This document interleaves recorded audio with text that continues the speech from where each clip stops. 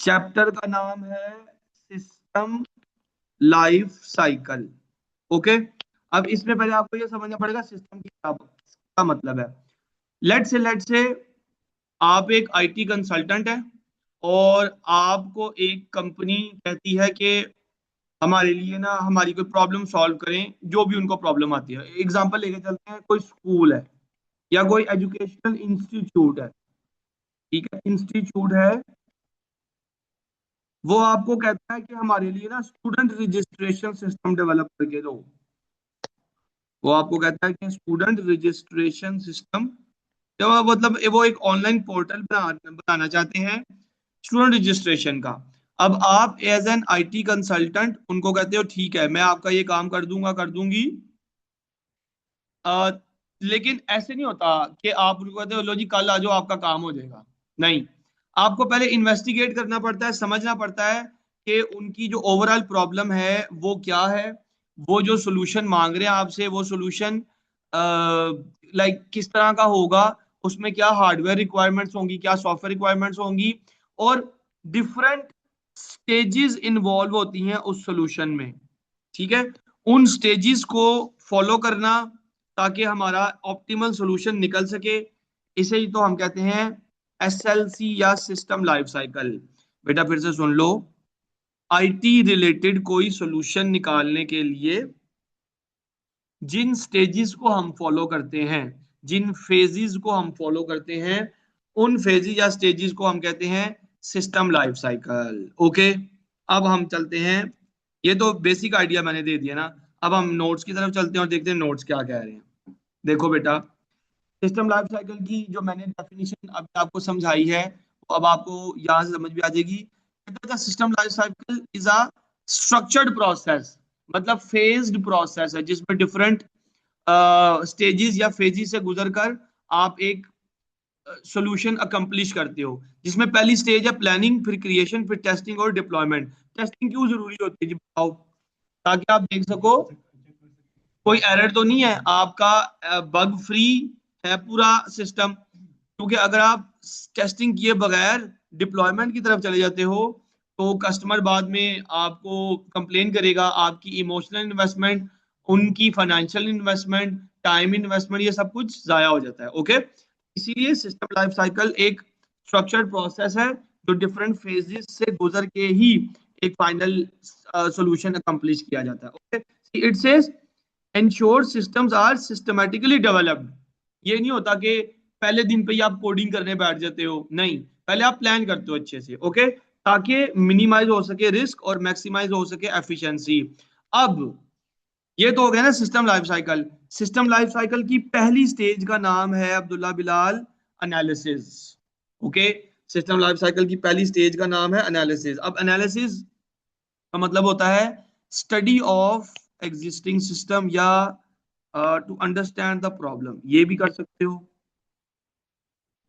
Study of system मतलब आप पढ़ो, अच्छे से समझो आप क्या बनाने जा रहे हो, या इसको हम यूं भी कह सकते हैं अंडरस्टैंड द प्रॉब्लम। कि वो जो इंस्टीट्यूट आपके पास आया था स्टूडेंट रजिस्ट्रेशन सिस्टम बनवाने, उनको एक्चुअल किस चीज की जरूरत है। ओके, इस चीज को समझने को हम कहते हैं analysis.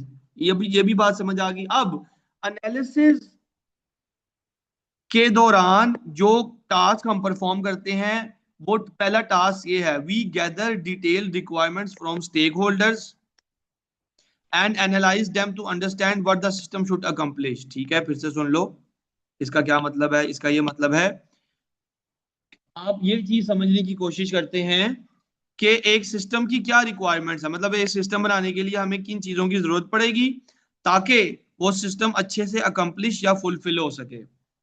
It is just like you are cooking a dish and you gather all the ingredients before cooking the dish, ताकि जैसे ही जरूरत पड़े किसी इंग्रेडिएंट की आप पोर इन कर सकें, आप वो इंग्रेडिएंट डाल सकें अपने कुकर में। ओके, इसी तरह जब हम एक सॉफ्टवेयर या आईटी का सिस्टम बनाते हैं तो पहले हमें ये चीजें समझ लेनी चाहिए किन किन चीजों की जरूरत पड़ेगी हमारा सिस्टम डेवलप करने के लिए। ओके, तो इसी को तो हम कहते हैं कि वी गैदर डिटेल रिक्वायरमेंट्स अब जितनी भी रिक्वायरमेंट्स होती हैं उनमें से सबसे पहली रिक्वायरमेंट होती है डेटा गैदरिंग। क्या पहली रिक्वायरमेंट होती है अब्दुल्ला? Data gathering. ठीक है, डेटा को गैदर करने के लिए मतलब देखो ना, स्टूडेंट रजिस्ट्रेशन सिस्टम बनाना है ना, तो स्टूडेंट्स का डेटा चाहिए होगा, तो हमें डेटा गैदर करना होगा। डेटा गैदरिंग के ये 4 रिसर्च मेथड्स आपके सिलेबस में लिखे हुए हैं बेटा। ऑब्जर्वेशन, क्वेश्चनेयर, ओके, इंटरव्यूज और लुकिंग एट एग्जिस्टिंग सिस्टम। ये 4 मेथड हैं आपके सिलेबस में जिनको हमने समझना है। इनको आप रिसर्च मेथड भी कह सकते हो, डेटा गैदरिंग टेक्निक्स भी कह सकते हो। ये दोनों पेपर में इसी तरह आते हैं कि list down any methods of data gathering. ठीक है, आप ये भी कह सकते हो, या पेपर में आता है list down different research methods. तो वो ये डिफरेंट है, ऑब्जर्वेशन, क्वेश्चनियर्स, इंटरव्यूज और लुकिंग एट एग्जिस्टिंग सिस्टम। वालेकुम अस्सलाम फरजाम। अच्छा बेटा सुनो, अब ऑब्जर्वेशन का क्या मतलब? ऑब्जर्वेशन का मतलब है, लेट्स से वो जो इंस्टीट्यूट जिसने आपको कहा है हमारे लिए स्टूडेंट रजिस्ट्रेशन सिस्टम बना के दो, आप उस इंस्टीट्यूट में खुद जाते हो और लोगों को काम करता हुआ देखते हो, मतलब टीचर्स को पढ़ाते हुए देखते हो, स्टूडेंट्स काउंट करते हो, एडमिन्स की प्रॉब्लम सुनते हो। This is what we call observation. ये पहली टेक्निक होती है जिसके थ्रू आप डेटा गैदर करते हो। ओके, दूसरी टेक्निक का नाम है क्वेश्चन है। क्वेश्चन बेसिकली एक फॉर्म ऑफ एक फॉर्म होता है। वो कोई ऑनलाइन फॉर्म भी हो सकता है, कोई फिजिकल फॉर्म भी हो सकता है। जैसे पेपर पे आपने डिफरेंट क्वेश्चन लिखे हों जो आपने किसी एडमिन से पूछने थे कि जी आपके हर पर क्लास ऑन एवरेज बच्चे कितने बैठते हैं, टीचर्स एक क्लास को कितने पढ़ाते हैं, कितने सब्जेक्ट लेते हैं। स्टूडेंट रजिस्ट्रेशन फॉर्म बनाना है ना, तो वो क्वेश्चन जो आपने पूछने हैं वो गूगल फॉर्म या किसी फिजिकल फॉर्म की सूरत में पेपर पे किसी को लिख के दे दो, और वो फिर आपको उसके रिप्लाई में आपको डेटा गैदर हो जाता है। ओके, अच्छा वो कहते हैं जी structure set of predetermined question to enable an analyst. Analyst कौन होता है? वो पर्सन जो डेटा गैदर कर रहा होता है, ताकि वो एग्जिस्टिंग सिस्टम से डेटा निकाल सके। क्वेश्चन किस किस से पूछ सकते हो आप? वर्क फोर्स से, क्लाइंट से, या सिस्टम के अदर यूजर से। ये भी बात समझ आ गई।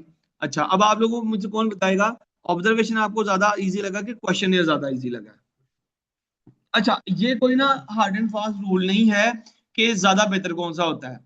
आप हाइब्रिड टेक्निक्स यूज करके, मतलब ऑब्जर्वेशन और इंटरव्यूज को मिला के भी डेटा गैदर कर सकते हो। बहरहाल हमें एज अ आईसीटी स्टूडेंट इस चीज का पता होना चाहिए कि हर टेक्निक के पॉजिटिव्स क्या है और नेगेटिव्स क्या है। पहले आप इनकी डेफिनेशन समझोगे तो पॉजिटिव और नेगेटिव्स भी समझ आएंगे ना। इंटरव्यूज का मतलब है कि आप 1 to 1 क्वेश्चन कर सकते हो और आंसर्स निकाल सकते हो डेटा गैदरिंग के लिए, ताकि इससे क्या होता है, एनालिस्ट जो है ना वो डीप डाइव कर सकता है क्वेश्चंस को अंडरस्टैंड करने में जो उसने पूछने हैं। ओके, फिर एक और टेक्निक होती है जिसे हम कहते हैं looking at existing system. Looking at existing system और ऑब्जर्वेशन काफी ज्यादा करीब है। ऑब्जर्वेशन का भी यही मतलब होता है कि आप खुद जाके लोगों को काम करता हुआ देखते हो ताकि आप उनकी प्रॉब्लम्स को समझ सके हो। लुकिंग एट एग्जिस्टिंग सिस्टम भी वैसे ही है, लेकिन यहाँ पर पेपर वर्क इन्वॉल्व होता है। आप सिस्टम में जाते हो और उनसे उनके डॉक्यूमेंट्स डिमांड कर सकते हो, जैसे उनके ट्रेनिंग मैनुअल हो गए, उनका पेपर वर्क देखते हो कि वो किस तरह वो फाइलिंग कर रहे हैं, ऑपरेशनल इंस्ट्रक्शंस हो गई या अकाउंट्स हो गए, ताकि आप समझ सको उनके प्रॉब्लम के स्केल को। तो ये 4 टेक्निक्स होती हैं बेटा डेटा गैदरिंग में। जो बच्चे लेट ज्वाइन किए तो जल्दी बता दूं, आज के one of the most important chapter start किया, सिस्टम लाइफ साइकिल। पहले मैंने सिस्टम लाइफ साइकिल के बारे में समझाया है, और फिर मैंने ये बताया कि सिस्टम लाइफ साइकिल की पहली स्टेज होती है एनालिसिस, और एनालिसिस के दौरान भी सबसे पहला काम जो किया जाता है वो ये किया जाता है कि हम लोग डेटा गैदरिंग करते हैं। डेटा गैदरिंग की 4 डिफरेंट टेक्निक्स लिखी हैं, ऑब्जर्वेशन, क्वेश्चन, इंटरव्यूज और लुकिंग एट एग्जिस्टिंग सिस्टम। ये सारी डिस्कस कर ली। अब आप इन सारे टेक्निक्स की जो रिकॉर्डिंग मिल जाएगी आप लोगों को वो देखना। अब हम इनके एडवांटेजेस डिसएडवांटेजेस की बात करेंगे जो पेपर में आने हैं। सुभान भाई देखें, ऑब्जर्वेशन के फायदे क्या हैं? आपको डेटा जो है ना वो रिलायबल मिलता है। ये नहीं होता क्योंकि ऑब्जर्वेशन एनालिस्ट ने खुद जाके की होती है, थर्ड पर्सन पर रिलाई नहीं करते, तो इसलिए रिलायबल। इनएक्सपेंसिव, सस्ता तरीका है। ठीक है, good for getting an overall picture of the system, आपको सिस्टम की वाइब समझ आ जाती है। लेकिन डिसएडवांटेज क्या है? People don't always behave in the same way under observation, है ना। जैसे को प्रिंसिपल आता बच्चे सीधे हो, टीचर भी जरा ज्यादा एफर्ट मारने लग जाते हैं ठीक है ना। तो डिसएडवांटेज ये होते हैं कि लोग फिर अपना नेचुरल जो एक वर्क होता है एथिक, उससे हटके कुछ कम ज्यादा करने की कोशिश कर देते हैं। ओके, तो observation comes with its disadvantages as well. Questionnaires जिसमें आप फॉर्म फिल कराते थे या क्वेश्चन आंसर्स पेपर पे लिख के डेटा गैदर करते थे, कोई होता है इनएक्सपेंसिव होता है और एनोनिमस रहता है, मतलब कोई पर्सन के ऊपर ये चीज नहीं होती कि ये आंसर किसने दिए किसने नहीं दिए, एनोनिमिटी मेंटेन रखी जाती है। डिसएडवांटेज क्या है? Can't ask follow up questions. Okay, फिर लो रिस्पॉन्स रेट, अगर बहुत ज्यादा बच्चे इन्वॉल्व हैं, बहुत ज्यादा स्टूडेंट्स और टीचर्स इन्वॉल्व हैं, किसी का दिल नहीं भी करता फॉर्म फिल करने का, तो रिस्पॉन्स रेट बड़ा लो निकल के आता है। आंसर्स माइट बी वेग, वेग का मतलब होता है फजूल, है ना? ये तो आप लोग भी करते रहे हैं, स्कूल में कोई सर्वे आ गया तो उसमें बेकार सी बात लिख के दे दी कि यार दिल नहीं कर रहा, तो आंसर वेग निकल के आ जाते हैं, क्योंकि पता नहीं होता, नाम नहीं लिखना होता अपना, इसलिए लोग वेग आंसर भी दे देते हैं। इंटरव्यूज के फायदे देख लो बेटा।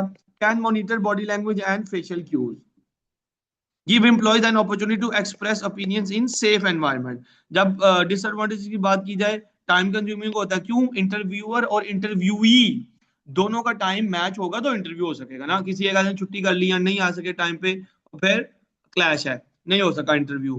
Can not remain anonymous. Okay, फिर फोर्थ जो टेक्निक थी डेटा गैदरिंग की, जिसका नाम था लुकिंग एट एग्जिस्टिंग सिस्टम, इसका मतलब है ऑब्टेन, इसके एडवांटेज देखो, obtain information that can not be obtain from other, क्योंकि इसके अंदर डॉक्यूमेंटेशन इन्वॉल्व होती है। आप रियल डेटा देखते हो जो रजिस्टर्स पे डॉक्यूमेंट्स के अंदर मौजूद होता है, इसीलिए ऐसी इंफॉर्मेशन जो इंटरव्यूज क्वेश्चन और ऑब्जर्वेशन के अंदर से नहीं निकल के आ सकती, वो लुकिंग एट एग्जिस्टिंग सिस्टम से निकल के आ सकती है, लेकिन इसमें काफी ज्यादा टाइम लग जाता है। ओके, अच्छा बेटा, यहां तक किसी को कोई दुख गम परेशानी हो तो पूछो, वरना यस नो करके बताओ जी सर यहां तक समझ आ रही है।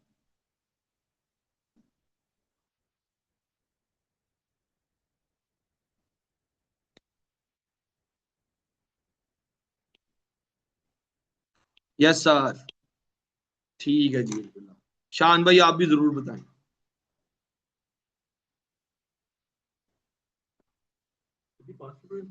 पास पेपर 28 तारीख के बाद, मेरा टारगेट है 28 से पहले पहले मैं आपको कॉन्सेप्चुलाइजेशन करा दूं, उसके बाद पास पेपर ही पास पेपर। कॉन्सेप्ट होंगे तो पास पेपर आसान हो जाएंगे ना यार, ठीक है। अच्छा बेटा आगे सुनो। अच्छा, अब नेक्स्ट जो टॉपिक ऑफ डिस्कशन स्टार्ट हो रहा है वो है तो एनालिसिस का ही, ठीक है। तो एक सिस्टम को एनालाइज करने के बाद आप वो कौन सी चीजें हैं जो आपके सामने निकल के आ जानी चाहिए, वो डिफरेंट चीजें हैं जो आपके सामने क्लियर हो जाती हैं सिस्टम एनालिसिस के बाद, वो कौन कौन सी हैं मैं बता रहा हूँ। मैं वेट कर रहा हूँ क्योंकि ना यहाँ पर डिस्प्ले अभी तक जो मेरे सामने बच्चे बैठे हैं उनके सामने नहीं आया। एक मिनट सर। ओके आ गया। जब आप एनालिसिस कर लेते हो तो आपके सामने ये चीजें निकल के आ जानी चाहिए, क्या क्या, कौन कौन सी इनपुट्स जरूरी हैं सिस्टम को बनाने में, कौन कौन सी आउटपुट जरूरी है सिस्टम को बनाने में। फॉर एग्जांपल, आप स्टूडेंट रजिस्ट्रेशन सिस्टम बना रहे हैं ना, हम शुरू में एग्जांपल लेके चल रहे हैं कि हम एक स्टूडेंट रजिस्ट्रेशन सिस्टम बना रहे हैं, तो स्टूडेंट रजिस्ट्रेशन सिस्टम के अंदर कौन कौन सा डेटा इनपुट होगा। फॉर एग्जांपल स्टूडेंट का नेम, उसका लॉगिन आईडी, पासवर्ड, ओके का बटन, कैंसिल का बटन, जितनी पॉसिबल चीजें इनपुट हो सकती हैं वो, फिर जितनी चीजें पॉसिबल आउटपुट हो सकती हैं वो, क्या क्या चीजें प्रोसेस होंगी, क्या क्या प्रॉब्लम्स निकल के आ सकती हैं सिस्टम के अंदर, यूजर रिक्वायरमेंट्स, डीएफडीज। डीएफडीज क्या होती हैं? डेटा फ्लो डायग्राम्स होती हैं।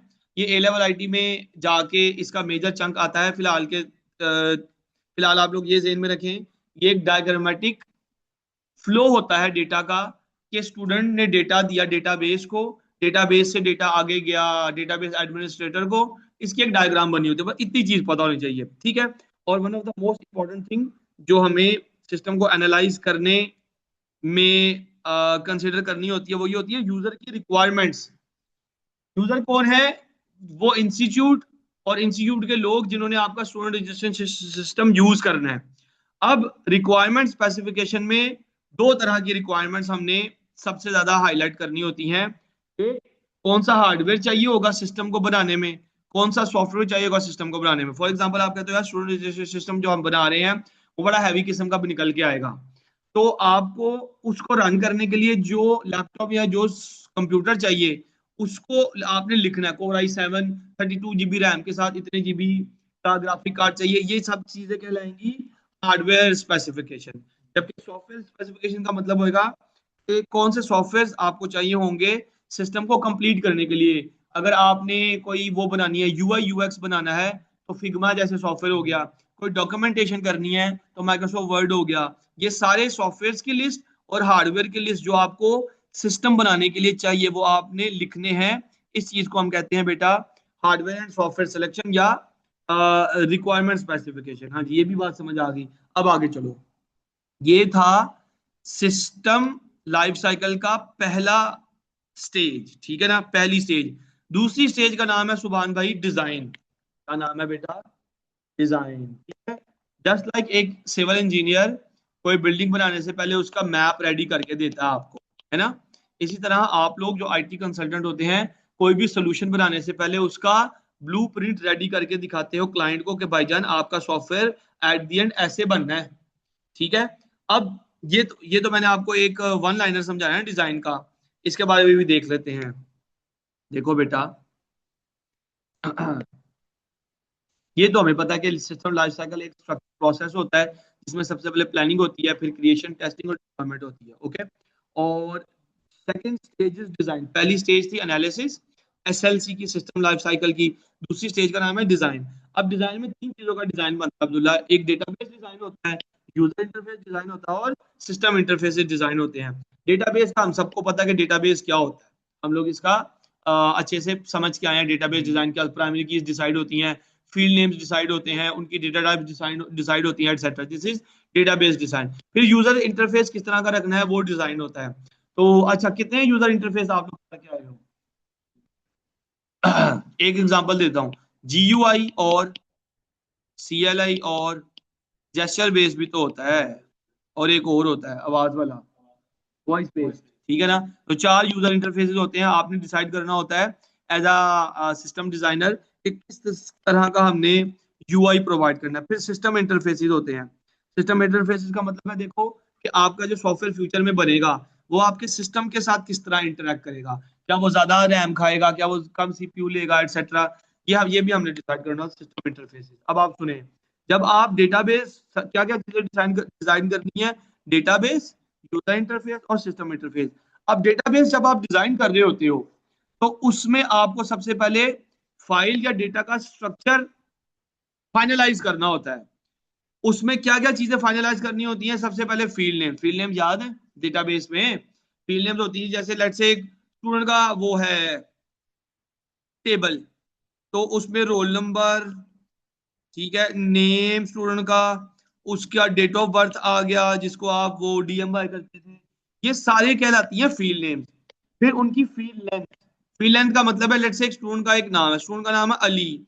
ये तीन है, इस फील्ड की लेंथ निकल के आई है तीन। लेकिन एक स्टूडेंट का नाम बहुत भी लंबा हो तो कितना ही लंबा होगा, 25 लेटर्स का हो जाएगा, इससे ज्यादा तो नहीं ना होगा। आपने डिसाइड करना होता है कि मैक्सिमम फील्ड लेंथ कितनी रखनी है। डेटा टाइप डिसाइड करनी होती है, प्राइमरी कीज डिसाइड करनी होती है। प्राइमरी की क्या होती है, डेटा टाइप्स क्या होती है, हमें पता है, ओके।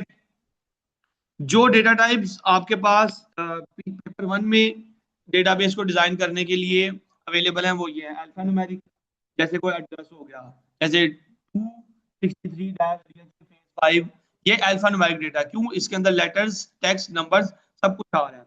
कैरेक्टर्स होते हैं जिनमें सिंगल लेटर आता है, जैसे जेंडर हो गया। जेंडर को सिर्फ आप अगर एफ या एम से रिप्रेजेंट कर रहे हो डेटाबेस में तो वो कैरेक्टर डेटा टाइप रखोगे। टेक्स्ट जिसमें सिर्फ लेटर्स आते हैं और स्पेशल कैरेक्टर्स आ सकते हैं, न्यूमेरिक डेटा नहीं आता। बूलियन, यस नो, ऐसा डेटा जिसकी स्टेट ट्रू या फॉल्स होती है। फॉर एग्जांपल आप मैरिड हैं कि नहीं है, ये ट्रू हो सकता है या तो फॉल्स हो सकता है, ओके। न्यूमेरिक डेटा की चार कैटेगरीज हैं, इंटीजर, डेसिमल। इंटीजर वो जो होल नंबर्स होते हैं, डेसिमल वो जिनमें पॉइंट वाली वैल्यूज इंक्लूड होती है। करेंसी का हमें पता है, डेट एंड टाइम का भी हमें पता है, ओके। ये चारों न्यूमेरिक डेटा की कैटेगरी में आती है। आगे सुनो, अब आ गया सबसे इंपॉर्टेंट चीज जो आज के लेसन के लिए सबसे ज्यादा इंपॉर्टेंट है, और उससे हम कहते हैं validation routines, okay. Validation routines का मतलब है, ये मुझे समझाना पड़ेगा यहाँ पे, इसके लिए मुझे स्प्लिट स्क्रीन चाहिए। इससे इतने ज्यादा सवाल आते हैं अब्दुल्ला, इतने ज्यादा, मैं क्या बताऊं।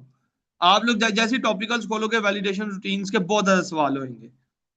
किसी पेपर में मुझे नहीं लगता कि वैलिडेशन रूटीन से सवाल ना आया हो, हर पेपर में वैलिडेशन रूटीन से सवाल। वैलिडेशन रूटीन से ना 6 नंबरों का वैसा सवाल नहीं आता, वो लिखने वाला, लंबी लंबी बातें लिखने वाला। लंबी लंबी बातें लिखने वाला एनालिसिस से आता है। यहां से ट्रिकी क्वेश्चन आता है, आसान क्वेश्चन होता है, लेकिन सवाल आते बड़े ज्यादा हैं। अच्छा बेटा सुनो, बेटा प्लीज छोड़ दो। वैलिडेशन रूटीन क्या होती है पहले ये समझना। देखो लेट से किसी जगह पे ना आपको कहा हुआ है अपने मार्क्स एंटर करो, अपने पेपर वन के मार्क्स एंटर करो। पेपर वन के कम से कम मार्क्स कितने होते हैं? 0। मैक्सिमम मार्क्स कितने होते हैं? 80। यही होता है ना? क्या कोई पर्सन अगर पेपर वन के मार्क्स अपने एंटर कर दे लेट से -14, क्या ये ठीक है? बताओ, नहीं ना ठीक, क्योंकि मिनिमम मार्क्स लोअर बाउंड जो है वो 0 है। लोअर बाउंड 0 है और अपर बाउंड क्या है? 80। लेकिन अगर कोई पर्सन अपने पेपर वन के मार्क्स एंटर कर दे 94, क्या ये ठीक है सुभाष भाई? नहीं ठीक ना, नहीं ठीक। 94 नहीं ठीक, क्योंकि अपर बाउंड है 80, तो एक रेंज है। अब आप बताओ ना, अगर कोई पर्सन अपने मार्क्स -14 एंटर करता है तो सिस्टम को किस तरह बिहेव करना चाहिए? सिस्टम कहेगा these marks are invalid, please enter a valid please enter valid marks between 0-80। ये कैसे पॉसिबल होगा? जब आपने वैलिडेशन रूटीन सेट की होगी। वैलिडेशन रूटीन का मतलब है एक ऐसा रूल आप इस फील्ड पे अप्लाई करो जिसके थ्रू 0 और 80 के दरमियान ही डेटा एंटर हो, इसके कम या 80 से ज्यादा डेटा एंटर हो ही ना पाए। तो जब हम डेटा को रिस्ट्रिक्ट करते हैं ताकि एरोनियस डेटा, ठीक है, या ऐसा डेटा जो रूल्स को फॉलो नहीं कर रहा वो एंटर करने की कोशिश हो, तो वो डेटा एंटर हो ही ना पाए, इसी को तो हम कहते हैं वैलिडेशन रूटीन। जरा देखो, validation routines are checks place on data being entered. जब डेटा एंटर हो रहा होगा तब जो वैलिडेशन रूटीन्स चेक होती है डेटा के एंटर होने पे, उन्हें हम वैलिडेशन चेक या वैलिडेशन रूटीन कह देते हैं। वैलिडेशन रूटीन से क्या होता है सुभान? वैलिडेशन रूटीन से एरर्स की प्रिवेंशन होती है, एरर्स को रोका जाता है, ताकि डेटा इंटीग्रिटी का मतलब होता है प्योरनेस, करेक्टनेस, ताकि डेटा की करेक्टनेस मेंटेन रहे। अगर आप वैलिडेशन रूटीन नहीं लगाओगे तो कोई पर्सन आके कहते हैं जी मेरे P1 में तो भाईजान 106 मार्क्स आए हैं, गलत हो जाएगा ना, उसकी तो डिस्टिंक्शन आ जाएगी एवं ही, गलत मार्क्स एंटर करने पे भी। तो हर फील्ड के ऊपर आप कुछ कुछ वैलिडेशन चेक लगाते हो। अब आपके सिलेबस में 6 टाइप के वैलिडेशन चेक्स या वैलिडेशन रूटीन्स इन्वॉल्व हैं, जिसमें से सबसे पहले का नाम है रेंज चेक, जिसकी एग्जांपल मैं आपको समझा भी आया हूँ। जैसे आप कहीं पे मार्क्स एंटर कर रहे हो तो वो कहेगा जी मार्क्स जो है वो बिटवीन सम एक रेंज के दरमियान होने चाहिए, ओके। तो इसी तरह यहाँ पर जो नोट्स के अंदर एग्जांपल है वो ये है कि अगर सिर्फ वो वाले बच्चे आ सकते हैं प्ले लैंड में जिनकी एज लाइक 5 से ज्यादा और 10 से कम है, या 5 से कम और 10 से ज्यादा नहीं होनी चाहिए, ये एक रेंज है। ये रेंज चेक आप डिफरेंट प्लेटफॉर्म से अप्लाई कर सकते हो, ये एक वैलिडेशन रूटीन कहलाएगा। दूसरे नंबर का चेक होता है लेंथ चेक। दूसरे नंबर का चेक होता है बेटा लेंथ चेक। लेंथ चेक की एग्जांपल होती है जब आपसे पासवर्ड इनपुट कराया जाता है या सेट करवाया जाता है। आपको कहा जाता है ना 8 कैरेक्टर्स का पासवर्ड एंटर करें, कहा जाता है ना। तो अगर आप 8 कैरेक्टर से कम का पासवर्ड एंटर करोगे तो सिस्टम को कहेगा नहीं, ये पासवर्ड इनकरेक्ट है, इसके अंदर जो नंबर ऑफ कैरेक्टर्स है वो कम है। तो ये दूसरे नंबर का जो चेक होता है या जो वैलिडेशन रूटीन होती है उसे कहते हैं लेंथ चेक। थर्ड नंबर पे आ गया जी टाइप चेक, ठीक है। जैसे आपसे कहा जाए जी अपना नाम बताएं, आपको कहा जाए अपना नाम बताएं, आप यूं एंटर करते हो सुभान 302, वाह, ठीक है। तो गलत है ना, 302 नहीं ना लग सकता साथ। क्यों? क्योंकि नेम जो है वो सिर्फ टेक्स्ट टाइप का हो सकता है, नेम सिर्फ टेक्स्ट टाइप का हो सकता है, इसके अंदर इंटीजर वैल्यूज अलाउ नहीं हो सकती, ओके। तो इस तरह के डेटा पे जहां पर आपने सिर्फ एक पर्टिकुलर डेटा टाइप के अंदर नेम या कोई भी फील्ड एंटर करानी है उसके ऊपर आप टाइप चेक लगाते हो। इसे एक और एग्जांपल देता हूँ। आपको कहा था अपनी एज एंटर करो, आप अपनी एज यूं एंटर करो लाइक 16.5, ऐसे नहीं होना चाहिए ना। आप या तो 16 के होते हो या तो 17 के होते हो, आप पॉइंट्स में नहीं अपनी एज बताते। तो इस केस में हमें इंटीजर वैल्यूज चाहिए आंसर में, या डेटा में हमें रियल वैल्यूज या डेसिमल वैल्यूज नहीं चाहिए। ये हो गया बेटा टाइप चेक। फॉर्मेट एक जरूरी चीज है, ये तब लगता है जब किसी ऐसे डेटा को एंटर कराया जा रहा हो जिसके डिफरेंट फॉर्मेट्स हो। फॉर एग्जाम्पल डेट है, ठीक है, फॉर एग्जाम्पल डेट है, जैसे यहाँ पर एग्जाम्पल दिए डी डी MMYY। इसका मतलब आप डेट सिर्फ यू एंटर कर सकते हो, 02/04/26। अगर आपको फॉर्मेट यूं दिया हो DDMMM/YYYY, इसका मतलब आप डेट यू एंटर 02/FEB/2026। हाँ, ओके। तो जब आपको एक पर्टिकुलर फॉर्मेट में डेटा चाहिए तब फॉर्मेट चाहिए। एक और एग्जांपल देता हूं, जैसे आपसे फोन नंबर मांगा हुआ है, आपको कहा जी फोन नंबर बताएं अपना। अब पाकिस्तान में फोन नंबर एंटर करने के बड़े ज्यादा फॉर्मेट हैं। कोई पर्सन अपना फोन नंबर यूं लिखता है 322 समथिंग समथिंग, कोई पर्सन यूं स्टार्ट करता है 0322 5 समथिंग समथिंग, कोई पर्सन यूं स्टार्ट करता है +923, यूं भी स्टार्ट होता है। तो आप यूजर को बताएं भाई हमें फोन नंबर इस फॉर्मेट में चाहिए, XXXX-XXXX, आगे उसको बता दें कि इस फॉर्म, इसका मतलब है पहले 4 आप कोड लिखो, फिर डैश लगाओ, फिर अपना फोन। इसी तरह आईडी कार्ड नंबर भी विद डैश और विदाउट डैशेस हो सकता है। तो ऐसा डेटा जिसके डिफरेंट फॉर्मेट्स हो उसके ऊपर आप एक फॉर्मेट चेक लगा दो, ताकि कोई भी पर्सन आए अपनी मर्जी से डेटा का फॉर्मेट ना एंटर करे, बल्कि उस डेटा के फॉर्मेट पे डेटा एंटर हो जो आप चाह रहे हो। ओके, अच्छा बेटा, फिर आ गया प्रेजेंस चेक। प्रेजेंस आपने अक्सर देखा होगा, जब आप कोई ऑनलाइन फॉर्म फिल करते हो वहां पे लिखा होता है अपना नेम बताएं, ठीक है, एड्रेस बताएं, और अपना लेट से ब्लड ग्रुप भी बताएं। अब ब्लड ग्रुप के आगे उन्होंने यूं लिखा होता है ऑप्शनल, एड्रेस के आगे यूं एक स्टार बना होता है, नेम के आगे स्टार बना होता है, और लिखा होता है रिक्वायर्ड। ठीक है, इसका मतलब है कि आप ब्लड ग्रुप को अगर खाली छोड़ देते हो तब भी आप प्रोसीड कर सकते हो, लेकिन एड्रेस और नेम को आप खाली नहीं छोड़ सकते। ये कैसे पॉसिबल है? क्योंकि इन दो फील्ड्स के नीचे जो वो लगा हुआ है ना वैलिडेशन रूटीन, उससे हम कहते हैं प्रेजेंस चेक। प्रेजेंस चेक ऐसे काम करता है कि अगर आप नेम की फील्ड को एम्प्टी छोड़ दो, खाली छोड़ दो, तो सिस्टम आपको कहेगा this field cannot be left blank, या this field cannot be omit, खाली नहीं छोड़ सकते। तो इस तरह की फील्ड के बैकएंड पे जो वैलिडेशन रूटीन लगी होगी उसे हम कहते हैं प्रेजेंस चेक। आखिरी आ गया बेटा चेक डिजिट, ये जरा तगड़ा होता है, मतलब ये जरा समझना पड़ेगा आपको, ठीक है। प्रेजेंट चेक डिजिट तब लगता है जब आप बहुत बड़े नंबर्स इनपुट कर रहे हो किसी जगह पे। फॉर एग्जांपल जैसे ISBN नंबर हो गया, ISBN नंबर जो होता है ना वो 13 डिजिट्स का होता है। कितने डिजिट्स का होता है सुभान? 13 डिजिट्स का। अब 13 डिजिट्स का नंबर, लेट से वो ऐसे है, 13 डिजिट्स का नंबर देखना, 1 2 3 4 5 6 7 8 10 11 12 13, देखते जाओ प्लीज। यहाँ पे मैंने लिखा लेट से 4 5 6 1 2 3 9 8 5 4 2, ये रैंडम नंबर लिखे हैं, लास्ट में मैं लगा देता हूँ 7।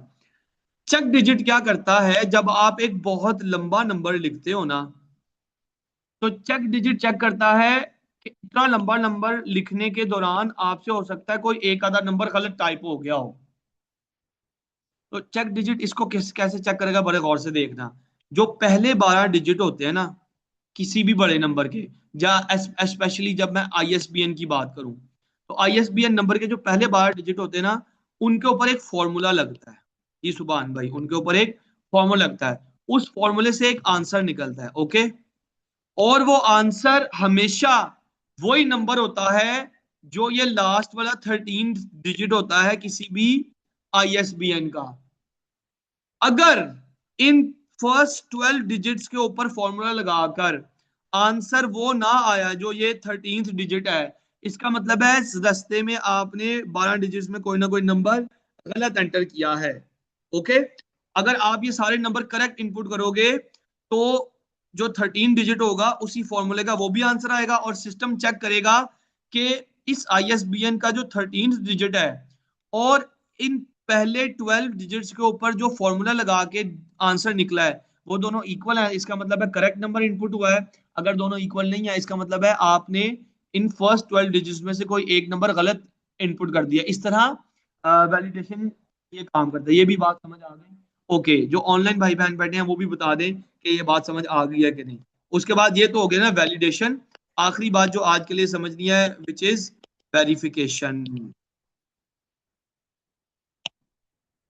वाह जी वाह, गुड, शाबाश। वेरिफिकेशन वैलिडेशन किस तरह की होती है? तो वेरिफिकेशन दो तरह की होती है, सिर्फ वेरिफिकेशन सिर्फ दो तरह की होती है। पहले तो आपको ये समझ आना चाहिए कि वेरिफिकेशन क्या काम करती है। जिस तरह वैलिडेशन, डेटा जब हम एंटर करते हैं तब इन एक्शन आती है, ताकि डेटा इनसेंसिबल या इनकरेक्ट डेटा एंटर ना हो सके, वैलिडेशन तब काम आती है। वेरिफिकेशन कब काम आती है पहले ये पता होना चाहिए। लेट से बेटा किसी जगह पे ना आपसे आपके मार्क्स पूछे जाते हैं, आप कहते हैं मेरे मार्क्स आए हैं 74, 74 मार्क्स आ गए, अब आप नेक्स्ट राउंड में प्रमोट हो जाते हो। नेक्स्ट राउंड में दोबारा आपसे मार्क्स पूछे जाते हैं, ओके। अब नेक्स्ट टाइम आप कहते हो यार पहले 74 लगाए थे, अब ज्यादा लगा देता हूँ ताकि मैं थर्ड राउंड में प्रमोट हो जाऊं। अब आप कर देते हो 94। सिस्टम चेक करेगा क्या ये जो पहले इसने मार्क्स एंटर किए थे और अब एंटर किए हैं क्या वो सिमिलर हैं कि नहीं। अगर नहीं है तो इसका मतलब है वेरिफिकेशन नहीं होगी, इसका मतलब है आपने गलत डेटा एंटर किया है। तो वेरिफिकेशन इस तरह के प्रोसेसेस के लिए काम आती है कि जब एक दफा पहले डेटा स्टोर करा लिया जाए और फिर दोबारा जब डेटा पूछा जाए तो पहले जो डेटा पूछा था उसका मैच कराओ जो दोबारा डेटा पूछा उससे। अगर वो दोनों सेम है इसका मतलब है डेटा करेक्ट एंटर हुआ, अगर सेम नहीं है इसका मतलब कुछ गड़बड़ है। इसकी मैं एग्जांपल देता हूं। जैसे हम लोग डबल डेटा एंट्री की बात करते हैं, नहीं डबल डेटा एंट्री परेशान ना हो जाना, पहले मैं लाइव एग्जांपल देता हूं। आप जब अपना पासवर्ड रीसेट करते हो, रीसेट का कह रहा हूँ, सेट नहीं, पहली बार नहीं, जब रीसेट करते हो कहता है पासवर्ड एंटर करो, और हमेशा कहता है ना रीटाइप करो पासवर्ड, कहता है ना सुभान भाई, क्यों कहता है जरा सुने। जब आप अपना पासवर्ड सेट कर रहे होते हो 8 कैरेक्टर्स हैं जितने मर्जी कैरेक्टर्स का, वो कैरेक्टर्स आपको यूं नजर आते हैं हिडन लेटर्स में, क्यों? ताकि क्या ना हो सके, कल परसों मैंने बताया था, ताकि क्या ना हो सके कोई साइड पे जो बंदा वो देख, हाँ शोल्डर सर्फिंग, शोल्डर स्वैपिंग नहीं, गुड यार अब्दुल्ला, शोल्डर सर्फिंग ना हो सके। लेकिन लेट से आपने अपना पासवर्ड ऐसे ऐसे एंटर किया, आप लिखते हो लाइक दिस के वीएन, ठीक है 786, आपने अपना पासवर्ड ऐसे लिख दिया, लेकिन वो तो हिडन कैरेक्टर्स हैं, ठीक है। हिडन कैरेक्टर्स में आप जब वी के बाद आई टाइप कर रहे थे तो हो सकता है आई के साथ की बनी होती है कीबोर्ड पे यू, ठीक है, वो तो हिडन लेटर्स है आपको तो नजर ही नहीं आ रहे। बैक एंड पे VUSION सेट हो गया आपका पासवर्ड। अब फ्यूचर में जब आप VISION और 786 एंटर करते हो सिस्टम आपको एंटर होने ही नहीं देता, क्यों? क्योंकि आपने गलत पासवर्ड टाइप कर रहे हो, बैक एंड पे सिस्टम को VUSION चला गया हुआ है, ओके। इसीलिए आपसे डबल डेटा एंट्री करवा के वेरिफिकेशन कराई जाती है कि जो पहला पासवर्ड है और जो दूसरा पासवर्ड आपने लिखा है वो सारे हिडन कैरेक्टर्स मैच हों। अगर वो मैच हो जाते हैं इसका मतलब है करेक्ट वेरिफिकेशन हो गई है, आपने करेक्ट डेटा एंटर किया है। अब इस तरह की वेरिफिकेशन को हम कहते हैं डबल डेटा एंट्री। दो तरह की होती है, एक होती है डबल डेटा एंट्री जिसकी एग्जांपल यही है पासवर्ड रीटाइप कराना। दूसरी तरह की जो वेरिफिकेशन होती है बेटा उसे हम कहते हैं विजुअल चेक। कौन सा चेक? Visual check. इसकी एग्जांपल मैं ऐसे देता हूँ। लेट से आपने कंप्यूटर खोला, उसके बाद कंप्यूटर के अंदर एक फॉर्म फिल करो, उधर कंप्यूटर कहता है आप अपना आईडी कार्ड लिखो।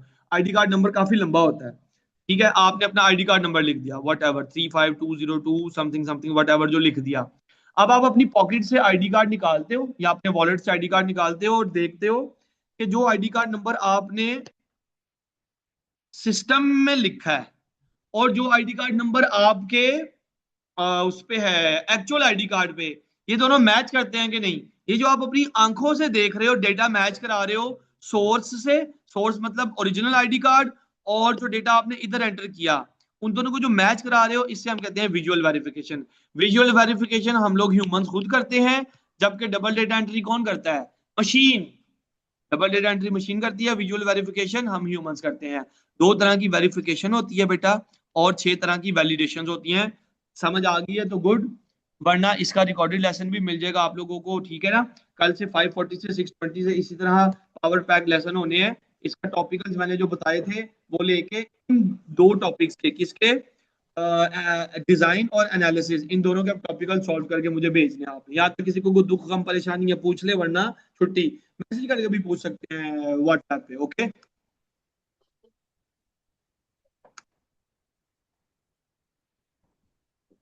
टॉपिकल एक एक टॉपिकल काफी है तुमका?